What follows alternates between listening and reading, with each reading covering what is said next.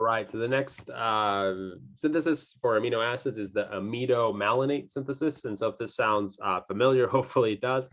This is just basically a derivative of the malonic ester synthesis.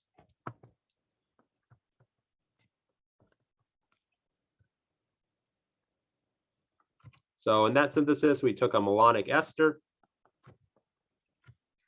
We added some base, right? Some OR minus where the R groups matches. We add some kind of alkyl halide. We form this negative charge here, and then it just attacks the alkyl halide in an SN2 fashion.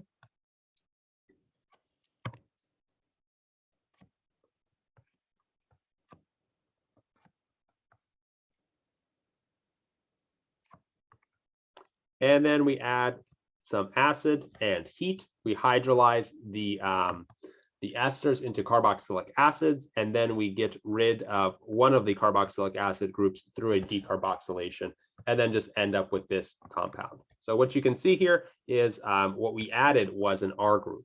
So let's see how we're going to kind of switch up the starting reagent and use it to synthesize some amino acids. So in case you didn't know it, right, amido, that's kind of, dang it, for amide. So what we'll see instead of using this malonic ester, we're going to use something similar that already has the amide in it.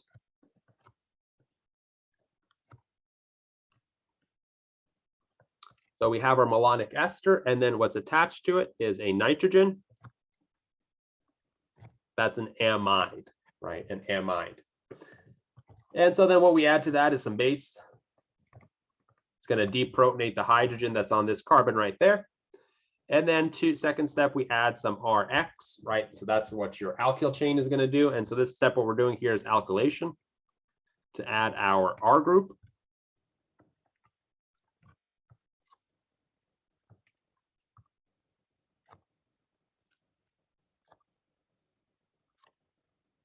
Right, so now we've added this R group into here.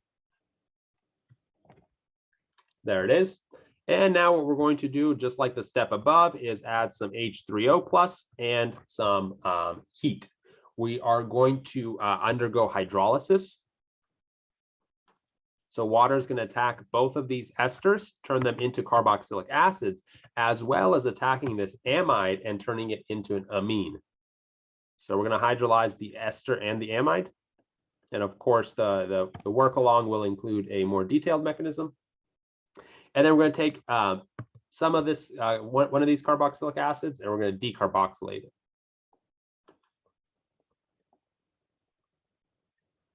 And so then what you end up with here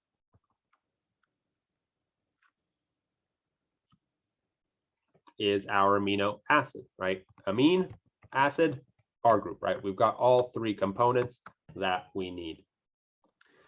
If you're wondering, why is this an amide? Why isn't it just an amine? You know, because that's what it ends up with. There's various reasons. We need the amine hidden in that amide form.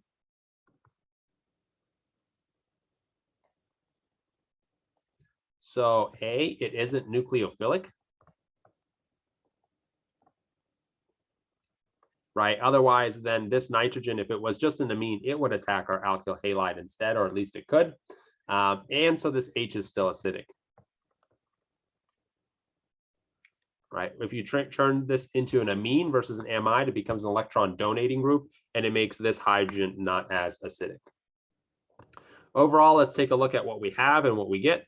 So what we have here is our carboxylic acid, kind of, right? It's hidden as an ester, but it's essentially still there. Hydrolysis is overall a relatively easy step. So that carboxylic acid, you know, you could argue that it's not there, but I would say, you know, generally it is.